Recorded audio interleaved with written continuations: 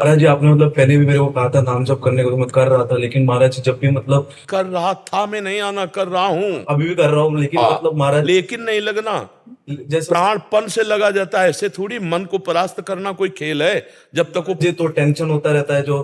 कौन सा टेंशन? खाली जगह टेंशन, भरी जगह तो टेंशन कहाँ। जैसे महाराज जी, जैसे मैं मतलब 2 साल से कोटा में तैयारी कर रहा हूँ, अभी मतलब 2 साल से नहीं हुआ, अभी ये तीसरा साल है, इस बार भी नहीं होगा तो क्या होगा? कुछ नहीं, वही एक क्षेत्र है। इसका मतलब इसके बाद शरीर छोड़ दे? या ऐसे मूर्खतावत बच्चे तो अपने शरीर का आघात कर लेते हैं। हर एक जगह हम परास्त हो गए तो क्या हमारा जीवन ही नहीं रहा? हम पढ़ाई नहीं पढ़ पाए, हम ग्रेजुएट नहीं हुए तो हमारा जीवन नहीं हुआ। क्या नहीं महाराज जी, मेरा मतलब है कि नाम तक छूट जाता है, जैसे टेंशन होता है कल एग्जाम है, क्या होगा, ये होगा। टेंशन क्यों लेते हैं यार? समय से पढ़ो और भगवान का स्मरण करो, और आएगा तो पढ़ाई के अंदर ही। बच्चा अगर ब्रह्मचर्य ठीक है और आप नाम जप कर रहे हो, तो एक बार सुना दिया जाए हमको तो हमारे दिमाग में टेप हो जाएगा स्मृति। ब्रह्मचर्य में वो पवित्र स्थिति है। तभी तो हम कह रहे हैं आज के जो बच्चे हैं ना, ब्रह्मचर्य का नाश करते हैं, स्मृतिहीन हो रहे हैं। अब डर लगता है परीक्षा से, ऐसे फेल हम कैसे हो जाएंगे? अगर हमसे चूक हुई है और हम फेल हो जाते हैं तो बर्दाश्त है, अगली बार हम फिर और पढ़ाई पढ़ेंगे, अगली बार हम और हिम्मत करेंगे। हम भगवान के अंश से हारने वाले नहीं हैं। ये बिल्कुल किसी भी बच्चा के मन में नहीं रहना चाहिए फेल हो गए तो क्या होगा, क्या हो गया, यही जिंदगी है, इतनी जिंदगी है। आप विचार करो, भगवान ज्ञान समुद्र, जब उनसे हम जुड़े हैं तो हर ज्ञान, हर व्यवस्था, कि अगर विद्यार्थी परास्त हो जाता है पढ़ने में तो जीवन नष्ट करने की नहीं सोचना। एक जीवन ऐसा जो जगत में प्रकाशित हो जाएगा। भगवान के आश्रित हो, कोई व्यापार कर लो, हम एक नौकरी कर लेंगे, अपने जीवन को थोड़ी नष्ट करेंगे। हम छोटे से छोटा कार्य कर सकते हैं, और भगवान हमारे साथ है तो बड़ाई उनके हाथ में, वो बड़ा करा दे। जिसको बड़ा बना देते ना, भगवान है।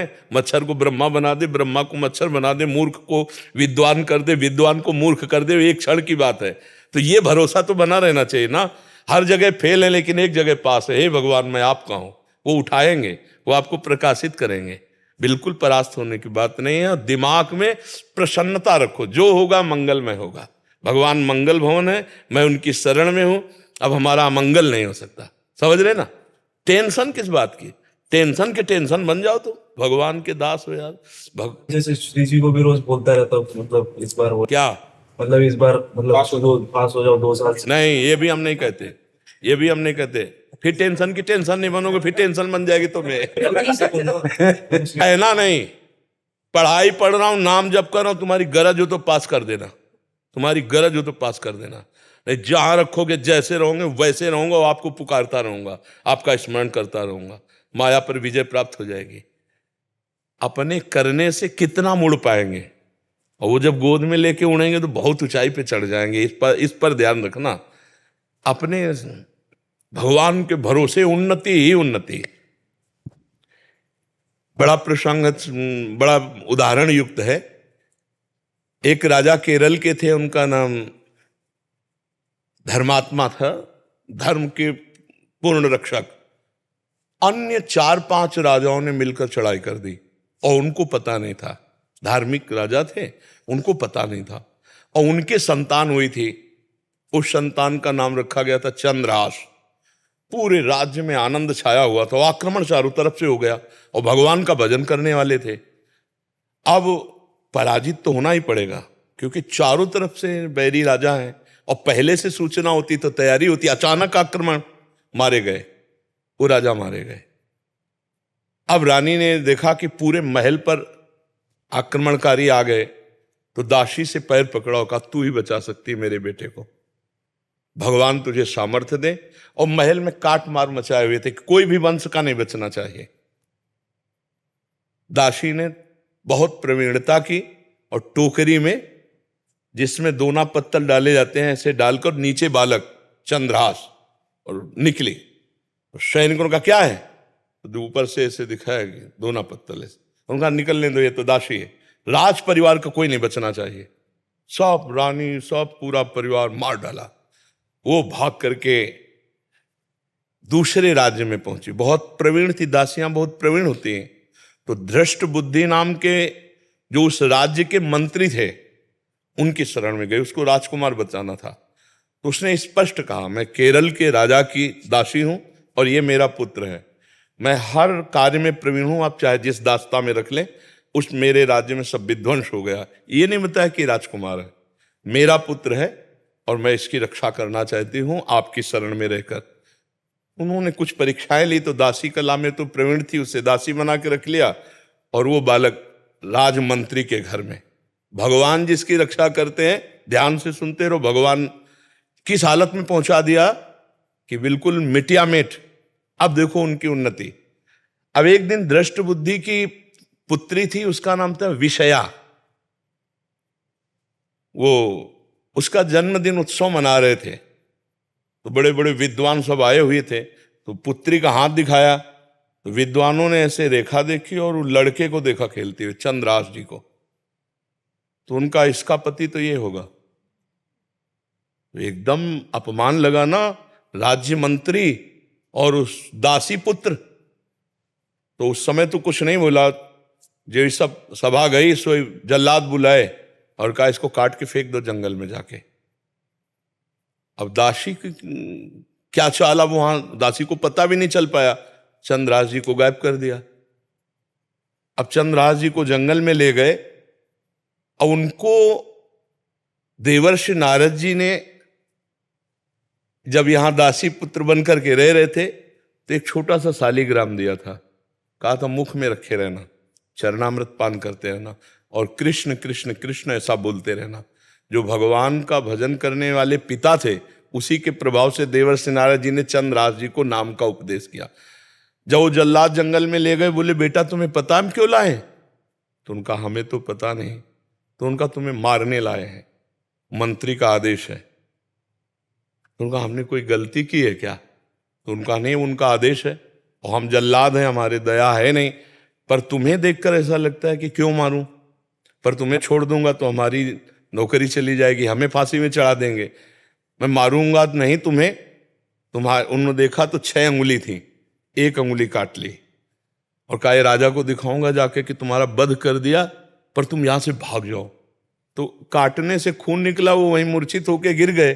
कृष्ण कृष्ण कृष्ण कृष्ण कृष्ण, और वो जल्लाद वापस अंगुली दिखाए कि मैं उनको मार डाला हूं। हुमा नाम का एक पंक्षी होता है पहाड़ में, वो परम पवित्र, अगर अपने पंख कर ले तो राजलक्ष्मी उसके चरणों में आ जाए। वो आकर के बैठ गया चंद्रास जी के ऊपर। हुमा नाम का पंक्षी ये पहाड़ों में होता है, भगवत प्रदत्त किसी भाग्यशाली के ऊपर उसका। अब वो अपनी छाया में उनका वो मूर्छित बेहोश, कोई जंगली पशु ने अटैक नहीं किया चंद्रास जी पर। इतने में चंदनवती नाम के राज्य का छोटा राजा, दृष्ट बुद्धि जो बादशाह के मंत्री थे, उनके यहां वो कर देने जा रहा था। तो उसने बहुत आराधना की थी लेकिन पुत्र नहीं हुआ था। तो रास्ते में दृष्टि गई कि हुमा नाम का पंक्षी किसको घेरे हुए। तो जब गए तो देखा चंद्रास जी सुंदर राजकुमार और अंगुली कटी हुई, तुरंत पट्टी बांधी और लेकर के वापस चले गए। वहां नहीं गए कर देने, बड़ा उल्लास मनाया कि भगवान ने तो, हमने इतनी आराधना की, हमारे पुत्र नहीं हुआ लेकिन भगवान ने पुत्र दिया, मैं इसे राजकुमार पदवी देता हूं। छोटा राजा अपने राज्य का राजकुमार बना करके पालन पोषण किया और 10 वर्ष हो गए। वो कर देने नहीं गया बादशाह के यहां। तो बादशाह ने दृष्ट बुद्धि से कहा चंदनवती नगर का राजा कर देने नहीं आया, जाओ यदि वहां सम्मान पूर्वक कर दे तो ठीक है, नहीं उनका विनाश कर दो। मंत्री पूरे परिकर सहित आक्रमण किया। तो चंदनवती राजा का ऐसा वैभव था कि जब से चंद्रास जी उनके यहां राजकुमार बने, उनको डर ही नहीं था, क्योंकि चंद्रास जी भगवान का भजन करने वाले। तो दृष्ट बुद्धि नजदीक आया और कहा कर दे दो, नहीं तो युद्ध करो। तो उनका वैसे युद्ध की जरूरत नहीं, पर हम तुम्हें कर नहीं देंगे, हम समर्थ राजा है। चंद्रास जी ने इशारा किया कि विरोध नहीं। चंद्रास जी ने कहा कि हम स्वयं कर देने के लिए तैयार हैं, आप शांत रहिए। उसकी दृष्टि में दृष्टि मिली तो उसने, ये वही बालक है, क्योंकि नेत्र इसके वही हैं जो उनके घर में रहा था दासी पुत्र बल करके। तो चंदनवती के नरेश से कहा कि तुमने इस बालक को कहां पाया? तो उन्होंने पूरी बात सुनाई। तो उन्होंने कहा अरे फिर तो जो प्रारब्ध है वो होके रहेगा, ये मेरी बेटी का दूल्हा, अरे इसको मैं दूल्हा नहीं बनने दूंगा। उसने कहा मैं कर माफ करता हूं, केवल तुम एक बार बादशाह के सामने जाओ, पहले तुम नगर में जाओगे हमारे घर, वहां तुम्हारा स्वागत होगा और इसके बाद तुम बादशाह के पास जाओगे। का स्वीकार है। राजा को मना लिया चंदनवती नरेश को कि महाराज आप चिंता मत कीजिए। और पहले था कि अगर पत्र लिख दिया जाए तो जिसके लिए लिखा जाता था, धर्म कहता था बीच में खोल के नहीं पढ़ना, उन्हीं के वध के लिए उन्हीं को पत्र लिखा। और उनके जो बेटे थे उनको लिखा कि बेटा ये पुरुष जिसको मैं भेज रहा हूं, जाते ही विष दे दिया जाए, जाते ही भोजन में विष, हलाहल तुरंत मर जाना चाहिए। तो उन्होंने ऐसे खोस लिया मुकुट के साइड में और गए। भगवान की इच्छा, उस दिन उपवन में उन्होंने अपना घोड़ा रोका कि थोड़ी देर बाद चले जाएंगे उपवन में। और उपवन था वो राजकुमारियों का, और उसमें आई थी उनकी बेटी जिसका नाम था विषया। खेल खेल में देखा कि कोई राजकुमार ऐसे विश्राम कर रहा है मेरे राज्य में। नजदीक गई, चिट्ठी देखी, चिट्ठी निकाली, खोली, लिखा था कि जाते ही विषया विष दे देना, जाते ही विष दे देना। तो पिताजी की बुद्धि खराब हो गई, इतना सुंदर राजकुमार इसको विष दे देंगी। उसका नाम विषया था, तो विष के आगे केवल या बनानी थी, तो काजर की रेख से जो दूब का ऐसे लेके वैसे काजर करके या बना दिया विषया। जाते कुछ बिना बेचारे जाते ही विषया दे दें, और बस खोज दिया, चली गई। देखो भगवान का विधान। अब वो जब जगे तो वहां गए, तो जो दृष्ट बुद्धि का पुत्र था, बड़ा धर्मात्मा था, उसने आदर सत्कार, उनका पिताजी ने आपके पत्र दिया। जो पत्र देखा तो उन्होंने कहा पंडितों को बुलाओ, तुरंत ब्याह करो। पिताजी का आदेश, जाते ही विषया दे देना। अब बेटी से ब्याह हो गया, 2-4 दिन हुए, कोई सूचना नहीं पहुंची। तो दृष्ट बुद्धि ने कहा मामला क्या है। वो जब लौट के आए तो बड़ा पूरा नगर सजा था, उत्सव हुआ। उनका क्या उत्सव? बोले आपकी बेटी का ब्याह हो गया। किससे? बोले आपने राजकुमार भेजा था। अब उनको समझ में आया कि प्रारब्ध इतना बलवान होता है। जब घर के अंदर गए तो देखा बेटी, और तो उसने कहा तुम्हें जिंदा तो नहीं रहने दूंगा। मन में सोचा चाहे बेटी भी दवा रहे। 4 जल्लादों को बुलाया और कहा देवी के मंदिर में जाओ। और उसे कहा बेटा अब तो दामाद हो गए हो तुम, पहला पूजन हमारे यहाँ देवी का होता है, अकेले जाया जाता है। उनको भय तो था नहीं, भगवान के तो भक्त थे। बोले आप पूजन करके आओ, बहुत प्रसन्नता हुई कि आप जैसा दामाद। और अंदर से जल रहा था, और उधर 4 जल्लाद लगा दिए देवी के मंदिर में। अभी अकेले देवी के मंदिर में, और इधर जो बादशाह था, बादशाह से पंडित लोग विचार के कह रहे हैं कि इस समय यदि आप राजगद्दी पर बैठेंगे तो अकाल पड़ जाएगा, आपका विनाश हो जाएगा। इस समय कोई दूसरा तत्कालीन राजा होना चाहिए, कुछ क्षण के लिए ही चाहे। तो उनका कौन हो सकता है? तो वहां दृष्ट बुद्धि के जो बेटे थे वो वहां किसी कार्य से, उन्होंने कहा हमारे जीजा ऐसे हैं, बड़े तेजस्वी प्रतापवान, आप देखेंगे तो उनका इसी समय लाओ। तो वो दौड़े, पूछा कि कहाँ है? बोले देवी पूजन करने गए, बाहर से ही पता चला। वो दौड़ के गए और बोले देवी पूजा हम कर लेंगे, तुम जाओ, बादशाह बुला रहा है। अब ये जो मंदिर पहुंचे सो काट के फेंक दिए गए, और वो बादशाह के पास गए। बादशाह ने तत्काल ताज रख दिया। दृष्ट बुद्धि को बुलाया कि नए राजा के स्वागत के लिए आप आइए। अब वो तो बादशाह है, सामने जो ही पहुंचे तो दृष्ट बुद्धि कांप गए। इशारे से पूछा कि हमारे पुत्र कहाँ हैं? बोले देवी पूजन। अरे बोले वो तो मार डाला गया होगा, पता लगा तो मार डाला गया। तब वो जाको राखे साइया मार सके न कोई, बादशाह बना ना। अगर भगवान रक्षक, भगवान जिताने वाले तो कोई परास्त नहीं कर सकता। हर विधान उल्टा होता चला जाता है। और अगर भगवान से विमुख हो तो चाहे जितनी उन्नति हो उसका परिणाम कुछ नहीं होगा, या हम मर जाएंगे, सब छूट जाएगा। नाम भगवान का, वास्त्र भगवान का, वो उठाते हैं तो उठाते चले जाते हैं ना। तो कभी भी डिस्टर्ब नहीं होना चाहिए।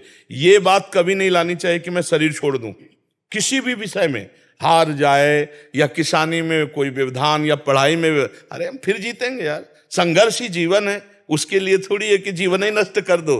तो जीवन नष्ट करने के बाद वहां कोई विश्राम स्थल थोड़ी बना है, फिर भेज दिए जाएंगे नीची योनियों में। क्या क्या कष्ट होता है। आप देखो ना, ये मुर्गा मुर्गी बकरा बकरा जीवात्मा तो लोग कैसे जिंदा भूंज रहे हैं। कितना दया खत्म हो चुकी है, जिंदा भूंज रहे हैं, खा रहे हैं, शरीर बढ़ा रहे हैं, मरेंगे, नरक जाएंगे।